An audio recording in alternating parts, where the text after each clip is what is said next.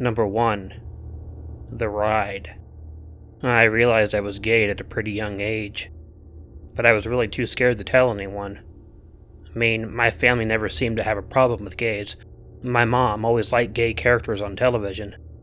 But the stigma at the time was not like it is now. Or maybe I was just afraid. I don't know. When I was 16 years old, I had a train pass. I went to a private school that was a few towns over. I knew that the Chicago Pride Parade was going on, and I decided I wanted to go. I had no idea what it would be like. I didn't have any gay friends, and I didn't know any gay people other than me. But I just wanted to experience something, you know? I thought maybe it would make me feel less alone and less isolated. The day of the parade, I got up early in the morning. As I mentioned, this took place in Chicago, so I assumed you had to get there early, as hundreds of thousands of people would be there. The one issue I had is that I only had the train pass. I didn't have a bus pass or much money. I wanted to keep my money for food and possibly a souvenir. So when I got to Union Station, my plan was simply to walk to the area the parade was taking place in. I knew that it was by Wrigley Field, so I decided to walk that way. Well, it was pretty stupid of me, because it was hot as hell outside, and it was a very long walk. If I hadn't brought many bottles of water in my backpack, I probably would have died from dehydration.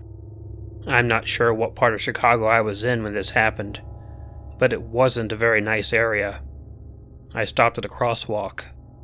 Even though there were no cars there were some people who just walked, and I sort of felt like a dumb tourist or something. But eventually, a car did pull up. The man in the car appeared to be maybe in his 50s. He looked at me for a very long time as he was stopped at the green light, and he began to make me very uncomfortable. "Hey, you want to get in my car and ride around the block?" he asked me. It was a very weird question. Why would I want to ride around the block? I shook my head and told him I was walking north because I wanted to make it to the Pride Parade. And yeah, looking back again, this was really stupid of me. "Well, I just want to go around the block," he told me again. He had a deep accent, but I could make out everything he was saying. I said something stupid again. "No, sorry. Thanks for the offer, though." "I have to get going," I told him, as the light finally changed, and the walk sign allowed me to move forward. As I walked to the crosswalk, he moved his car forward just a little, blocking me. "If you come with me, I'll give you money," he told me. Did he think I was a prostitute or something? I don't know if anybody would be flattered by such a request, but I was not. "No thank you," I told him, and tried to walk around the car. Once again he pulled forward, just enough to block me from moving. He then smiled at me and simply turned and drove off finally. I felt a wave of relief like I had never felt in my entire life. I crossed the walk and made it to the next block. I badly just wanted to get to the parade because I assumed I would be safe with so many people around. I walked around another 10 blocks and looked at the street sign, which told me which block I was on. 1700. That meant I was about halfway to my destination. I sighed and knew by the time this day was over, I was going to be totally exhausted. As I made it to the light at the next block, I jumped a little when I saw the car pull up to the light again. Again, the man asked me to get in his car so we could drive around the block. Again, I declined. I was beginning to get a bit scared of this guy. He kept persisting. When I tried to cross the street, he put his car in my way. He insisted I get in the car, and even told me he would drive me to the parade. I declined, and told him I was fine with walking. I tried to get around his car, but he moved it my way again. I was getting really nervous, but as I tried to go around the car again, he must have put the car in park, because he got out of the car and came after me. He was a big man, and I was a little 16-year-old. I tried to run, but he was faster than me and grabbed me by the arm. He started dragging me over towards his car, on the driver's side, towards the back seat. He was way too strong for me to resist, and I assumed he was going to kidnap me, and then who knew what. I screamed for help, but wasn't able to get my entire scream out, as he covered my mouth. It seemed so weird for this to happen in the pure daylight. I struggled, I kicked, I tried to bite his hand, I tried anything I could to resist and try to get away, but I couldn't do it. I really thought this man was going to kill me. On the corner of the road was a deli. At the time, I didn't know what had happened, but some sort of luck shined down on me. A huge man wearing an apron, but he looked a lot like Tiny Lister, came out of the deli. "What the fuck are you doing?" he yelled at the guy trying to kidnap me. "This is my son, and I'm taking him home," the man told him. It was a stupid story, as our ethnicities were very different. The deli worker was not stupid, though. He grabbed the man by the neck, and I heard the guy scream as he let me go. The deli worker told me to go into the deli, and I didn't have to be told twice. I ran in there and hid. After a few moments, the deli worker came back in. He asked me if I was all right, and if he needed to call the hospital. I told him no, and I started crying. He patted me on the shoulder and said, "I'll get you a cup of tea and something to eat," he told me. "You're a pretty young kid. You need to call your parents?" I told him no. I was going to the Pride Parade, and I hadn't come out to my parents yet. He nodded and told me the parade didn't start for another 4 hours. He said he would be off by then and could give me a ride if I still wanted to go. He had been planning on going too. At that moment I was shocked. As I mentioned, I didn't hang out with many gay people or know any. I was a kid, really, a small what you would call a twink. This man was 6'7" tall, muscular as hell, and had to weigh a solid over 300 pounds. A huge African-American man who looked like he could crush Mike Tyson with his bare hands. He was not someone I ever thought would be gay. His name was Terry. And yeah, we went to the parade. He didn't try anything or hit on me. He put me on his shoulders, though, so I could see what was going on. Terry and I became very good friends in the late 1980s. In fact, we're still good friends today, and he's a really big Killer Orange Cat fan. It was his idea to have me tell you this story, and it's a bit easy for me to tell nowadays. I mean, I don't have PTSD about the event. It was scary, but I made the best friend a guy could ever have. Number 2. Coming out. This story didn't take place at a Pride celebration. However, it did start because of a Pride celebration. Back in high school, I hung out with a guy named Trent. We were pretty good friends, and we were part of a popular clique at school. At the time, I was 16 years old and in the closet. However, a recent interest in gay pride made me begin thinking about coming out of the closet. I really wanted any of my friends who would be interested to come with me to the Pride Parade that year. So, after some hemming and hawing, I finally braved up enough to come out. This didn't happen very long ago, so it wasn't really a big deal to anyone. Everyone was completely supportive of everything, and some of my friends did accompany me to the parade. Even with the support of my friends, there of course is always someone around who has to bring everyone down. And I guess it was Trent. I mean, it wasn't like he was mean to me or anything, but he sort of quit communicating with me. He just sort of receded. He would continue to hang out at our lunch table and after school, but he wouldn't talk much anymore. Normally he would sit around and was one of the more talkative of our group, but this was replaced by him just being quiet and becoming morose. I figured he was just uncomfortable with me, but it didn't make sense really. My other friends told me he had been acting that way when I was not around also. I have to admit I was a little upset that Trent decided not to come out to the parade with us. It would have been nice to have him there, but he didn't. Still, me and my friends that did go had a pretty good time, and that was great. We got there, really partied, and by the time I got home, I was exhausted. Still, I was sort of on a party high when I got back. When my family went to bed, I was still up. I was watching TV when I heard the neighbor's dog bark a little. I didn't give it much mind at first. It wasn't one of those annoying dogs who barked all the time. I did notice a bit of movement, though. Our television sat in front of our picture window, and I saw something off the side of the window. My eyes adjusted as I noticed a face looking at me from the shadow. After I jumped back, startled, I noticed it was Trent. He was looking just straight at me. Then he moved away. Wondering what was up, I went to the front door and opened it. I was startled and a little scared, but he was a friend of mine, and I had no reason to think that he might have wanted to hurt me. Trent had begun walking away, but stopped when he heard the door open. He stood there and just stared at me. It was so dark that I couldn't see what was going on with his expression, but he just stood there quiet and looked at me. I tried to get him to talk, but he didn't. After a few moments, he turned and walked away. Trent wasn't at school the next day. In fact, none of us saw him at all for about a week. I began feeling bad, that perhaps me coming out might have put a strain on the group friendship. When Trent did come back to school, he quit hanging out with us. He became a bit of a loner and just went his own way. After my freshman year of college, I was home for the summer. Late one evening, I heard a knock at the door.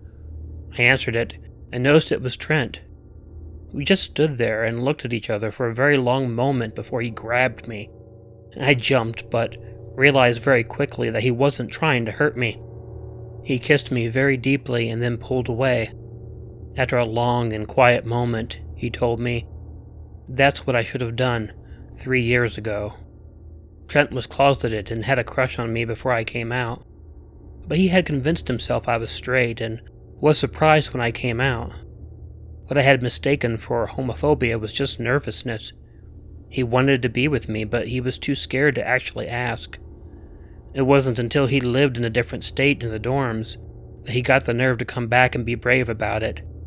We were both still in college in different states, but we had a nice summer fling that year that we might revisit after we graduate. And we won't know until that happens, though.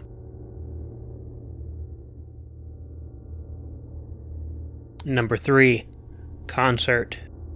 I am a huge Ani DeFranco fan. I guess I became a fan for the wrong reason.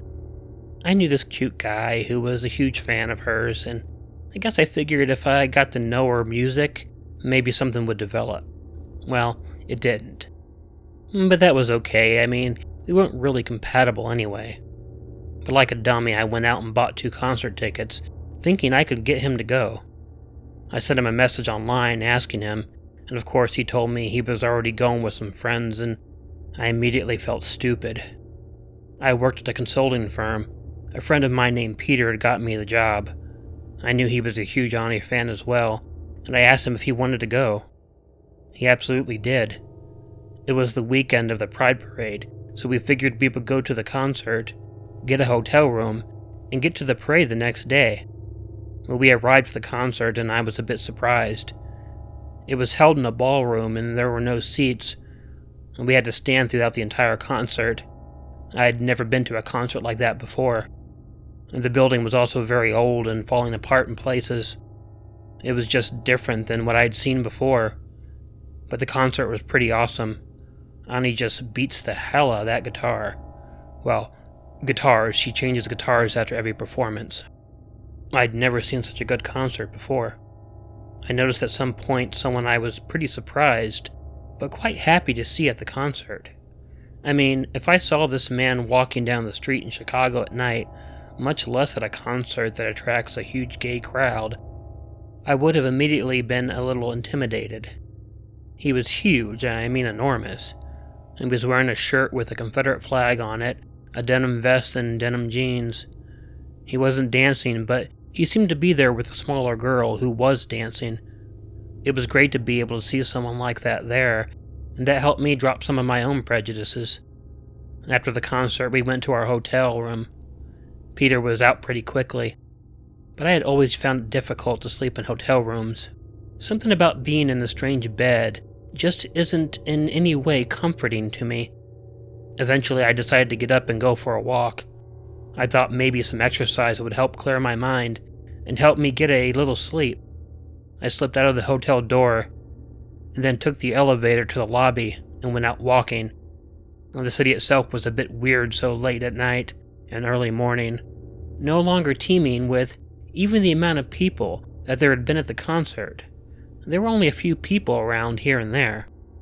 I crossed by in front of a store, and this homeless guy asked me for some change. I hadn't planned on buying anything, so I didn't bring any money with me. I apologized to him, and he hurled a few obscenities at me. I just ignored him and walked off. I kept looking back over my shoulder a few times, just to make sure he hadn't decided to follow me. I mean, I'd never had that happen before, but I always did worry about it being a possibility. He did not follow me, but he did get up at one point. Rather than follow me, though, he just walked off into the alley, and I breathed a sigh of relief. A little more time passed, and I finally decided I might be tired enough to at least try and get a little sleep. On the way back to the hotel, I noticed that the homeless guy I had pissed off earlier was lying in the entrance of the alley again. I did a deep sigh and figured I should just try to move past him as quickly as possible. As I got closer, though, the guy stood up and seemed to see me coming. However, he walked into the alley instead, and the sigh I breathed after that was nothing but a sigh of relief. Maybe he was looking to avoid any confrontation himself. As I walked by the alley, my cautiousness got the better of me, and I slowed and peeked around the corner before going forward. That was a mistake, though, because I saw two men standing there for only a split second before being grabbed and pulled into the alley. They immediately pushed me down and began kicking me. I was wearing some rainbow apparel, so they knew I was gay and even hurled several homophobic names at me. I tried to get up at first, but another kick knocked the wind out of me. That was when they began trying to go through my pockets, which was fruitless because I was being honest when I told him earlier that I had not brought my wallet with me. This just pissed them off more, and I heard one of them make a comment about dragging the fag further into the alley and beating the shit out of him. I really thought those guys were going to kill me, or at least put me in the hospital with a serious wound. "What the hell is going on here?" I heard when the guy stopped kicking me and looked up and saw the huge guy I'd seen earlier in the concert. Obviously, both guys were intimidated by him and they quickly ran off. I mean, that's how scary the guy was. I honestly was more scared of him than the homeless guys. But I was wrong to feel this way. He helped me to my feet and helped me back to my hotel room. He was even at the Pride Parade the following day. The biggest, most intimidating guy I had ever seen was one of the nicest ever. Never judge anyone based off how they look alone.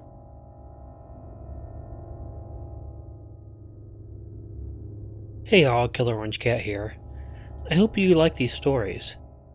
I had planned on getting them out the last week of June, but the second story of the coming out in high school, well, that became a last-minute entry, and I really wanted to include it because I thought it was a really strong story. Our cat Cujo has had some kittens, but unfortunately 2 of them died in birth. I'm helping out monetarily the best I can, but my sister has started a GoFundMe with updates on the kitten and his mom, which I will put up in the description. As normal, when I forward a GoFundMe, I don't ask anyone to donate, but if you can forward it, or if you have a moment and just keep an eye on it for updates on the kitten.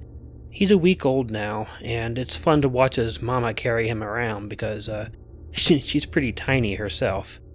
We will continue to put up pictures and videos, and they'll be shared on the GoFundMe page, so don't feel obligated to help donate or anything, but still, go to the GoFundMe just to look at pictures and see what's going on. If you did like this video, please let me know by hitting the like button.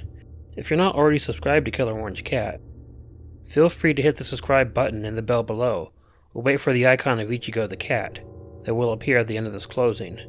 Leave me a comment to let me know what you thought of the video, and please share it with someone you think might enjoy it. If you have a story you like narrated on Killer Orange Cat, please email it to the address included in the description. But most importantly, make sure to check in your closet and check under your bed, because you never know where a killer orange cat might be hiding. Good night.